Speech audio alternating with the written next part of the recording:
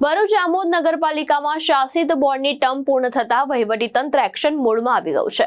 પ્રમુખ અને કારોબારી ચેરમેન સહિતના પદાધિકારીઓની ચેમ્બરો સીલ કરવામાં આવી છે। આમોદ નગરપાલિકાના શાસિત બોર્ડની 5 વર્ષની ટર્મ પૂર્ણ થતા વહીવટીતંત્ર દ્વારા તાત્કાલિક કાર્યવાહી હાથ ધરવામાં આવી છે। ચૂંટાયેલા પ્રતિનિધિઓની સત્તાનો અંત આવતા જ પાલિકાનો વહીવટ હવે સરકારી અધિકારીઓના હસ્તક સોંપાયો છે। મુખ્ય અધિકારી દ્વારા પ્રમુખ, કારોબારી ચેરમેન અને વિપક્ષી નેતાની ચેમ્બર સીલ કરી દેવામાં આવી છે, તેમજ ચેમ્બર્સો બહારના નામ ફલક પણ દૂર કરવામાં આવ્યા છે। આ ઘટનાએ નગરના રાજકીય વર્તુળોમાં ચર્ચા જગાવી છે। તંત્રના પગલા બાદ હવે પાલિકાના ભૂતકાળના નિર્ણય અને વહીવટ અંગે તપાસ થવાની શક્યતા પણ વ્યક્ત થઈ રહી છે।